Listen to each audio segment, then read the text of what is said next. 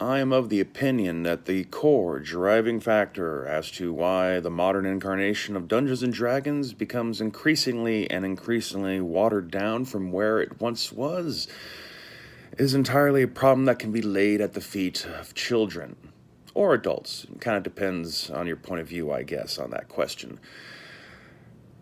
Dungeons and Dragons and role playing games in general, since their inception, have always kind of had a multi generational appeal, ages 12 and up, sort of a thing.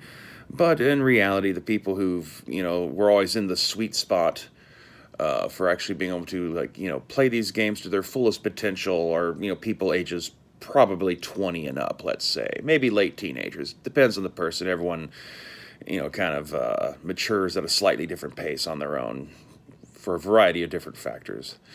Um, and because of that, there's always kind of an edge to Dungeons and Dragons content where that while they might be able to justify it as being for people as young as 12, there were certainly cultural factors back in the early days that did not see things quite the same. I know some people don't like to acknowledge it or believe it or talk about it, but as one of the, of an older generation of gamers myself now, those of us who started gaming late 80s, early 90s, I remember a very different environment about these things. I remember once in high school, I was forced to volunteer for a Brown Santa campaign where, it was like sheriff's department, accepting toy donations to hand them out to poor kids kind of stuff. There's variations across the country with a bunch of different names. It was to make up for some credits kind of stuff. It wasn't because I was particularly interested in going to go work for some sheriffs and Christians to help distribute toys. Now, there was while there and just doing work in the warehouse, box came in that I was of the stuff I was sorting that was full of Dungeons and Dragons books, and I remember taking it up to one of the dudes who was running the place and asking where I'm supposed to take those, and he told me to take them out to the trash pile because they don't accept that kind of stuff.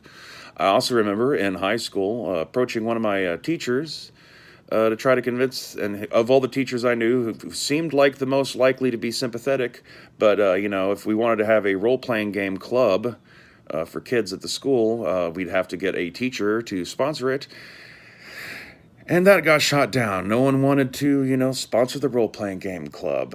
Texas in the 90s and, the fear of Baptist boycotts and all that kind of stuff was real back then. I mean, consider the long, long, long period of time that places like 7-Eleven wouldn't carry Playboys or sell rolling papers, all for fear that a bunch of Baptist moms who all are signed up to Ronald Reagan's Moral Majority magazine are all going to go out there and keep people from going to 7-Eleven to buy their Slurpee and Coke because you might see a little titty by accident in the news rack. Fast forward 30 years, though, and now, D&D is encouraged for kids. We got a cartoon show out now. There's a movie on the way. There's role-playing game clubs. Like, the age range that it's being introduced to keeps being pushed down and down. Which, it's like, wow, various, Christmas toy distribution programs gladly accept role-playing game products and hand them out to poor kids. Christians themselves have seemingly embraced the genre, at least a chunk of them. Maybe not all. I still, in very recent years, like a younger coworker who was also into D&D, mentioning that like his mom wouldn't let him sleep with D&D books under the bed because of some sort of fear of Satan or some sort of shit like that. And that's shit. That was like 2016, 2017, somewhere around there when I remember hearing that. So it's not like these things are like very far buried in the past. Even they do still happen. Unless I'm just some weird, miraculous individual who runs into the one and only case of these sorts of things occurring, and I don't believe that. So, here we are. Why, it's being, dumped on kids. It's cool for kids now, but because it's being pushed towards children more and more, and we'll get to the reason why for that in a second. That is the driving cause for why it needs to be neutered and watered down and made more pleasant and neutralized.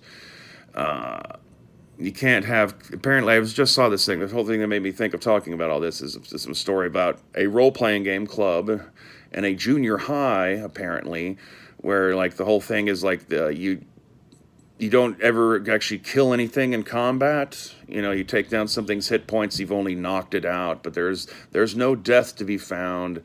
And I think that right there is a good example as to why like the products that are now being pushed increasingly out by the actual publishing company that makes D&D products are increasingly trying to have less and less conflict and more, you know, story time, fun, silly, colorful, gender expressive kind of shit because they're owned by a toy company.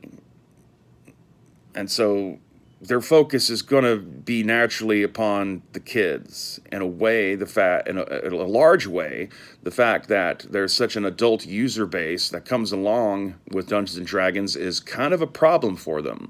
And so, to a degree that they are perfectly aware that some of the things and changes that they are doing might alienate that older audience, that's probably to their own favor and agenda. From their way of thinking, the adults complicate shit. And there's not necessarily bad reason for thinking that way. I mean, obviously, a game that's designed and written for adult sensibilities, even if not full of a bunch of like graphic gore and sex, is still going to be touching upon, like edgier, more mature kind of content and themes than what people necessarily want exposing 8 and 9-year-olds to, especially in a public setting where you got thousands of different parents all trigger happy and waiting to fucking get on a phone and start complaining about what little Johnny or Molly experienced in school that day. And people, there's always been people who are kind of confused about role playing. Like there is, I guess, like a almost schizophrenic quality to it, and some people can't bridge that gap about like and trying to impersonate and or think through somebody else's mind. That's why, like, a lot of people who play role-playing games don't really play them right, because they're too much just playing themselves, but with powers. And I don't know. I think, like, essentially, I mean, yeah, you can play a role-playing game that way, but that's not really what you're supposed to be doing. You're supposed to be controlling the actions of someone else, a fictional other person, and deciding how they would react, not how you would react. That sort of thing. And the adults are always going to be a problem. Also, thinking back to the 90s when I was into gaming in high school and stuff, I tended to gravitate towards the slightly older players, like your college age players, whereas, like I didn't really like playing with kids even back then. But I do remember that there was a smaller group of older gamers even back then, the original grognards, the original people who had played D&D in the late 70s and early 80s, who by that point were creepy and old, and generally most of us in the younger age range kind of like, is this dude going to try to molest one of us? Why is he into this kind of a thing? The natural progression that myself and a lot of people went through when we got into our 20s, and life just, the daily grind, got to pay your rent, all that kind of shit. It's harder and harder to maintain groups and circles of large friends and be able to coordinate, day-long role-playing game sessions and all that kind of shit fell by the wayside. And just, a few years into your 20s, you're just kind of supposed to naturally kind of fade out of this, at least as far as the powers that be concerned.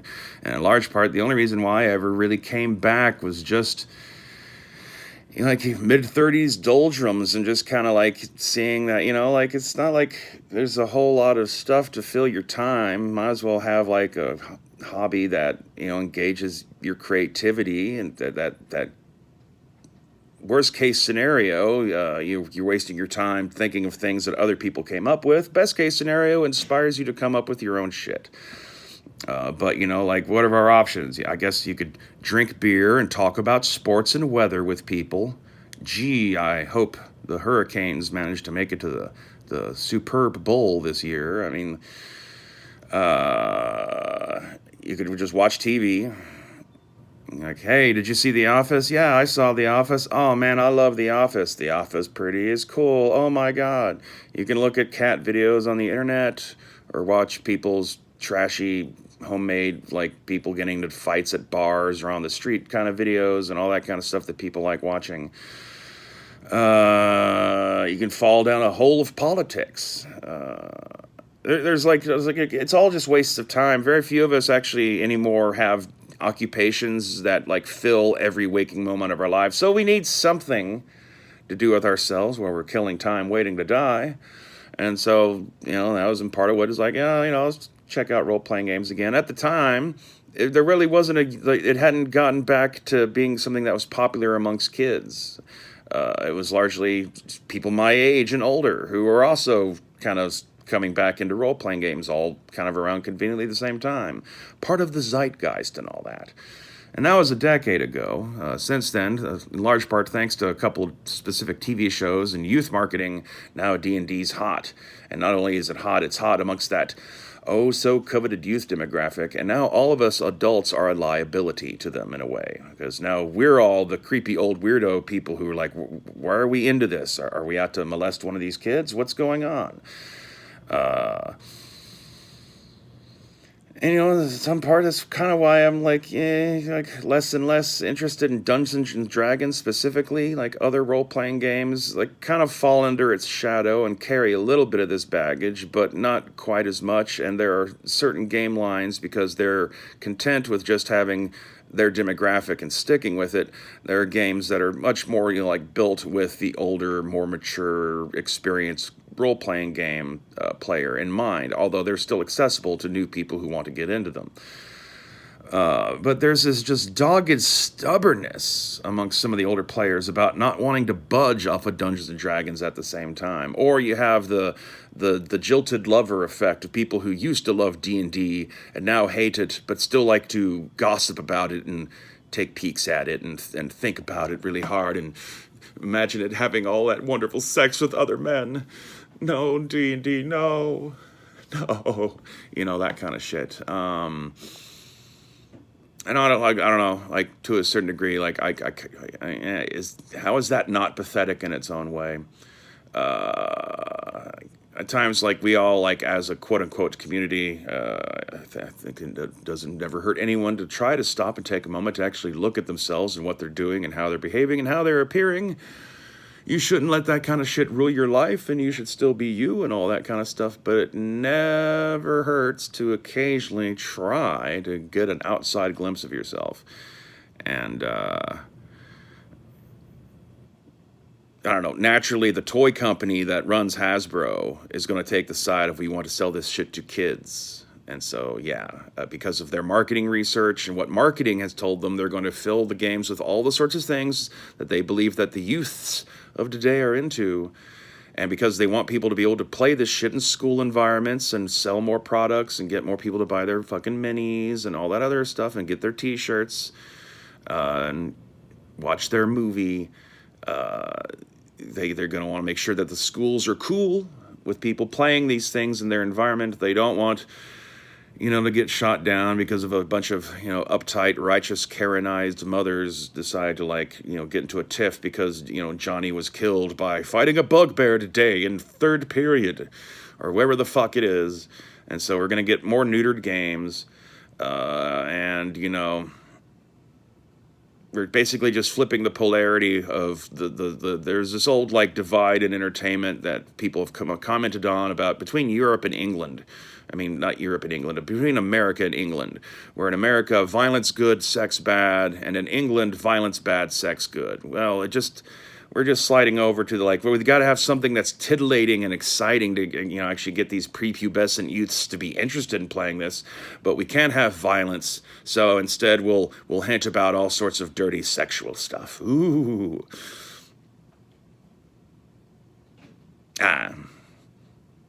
I mean, the whole thing's kind of ass. Find something else to play is generally my advice. I know people read that as some sort of attack on them, and then in a very animalistic, instinctive way, they chop down on that bone even harder because you're trying to pull it out of their mouth, even if it's for their own fucking good.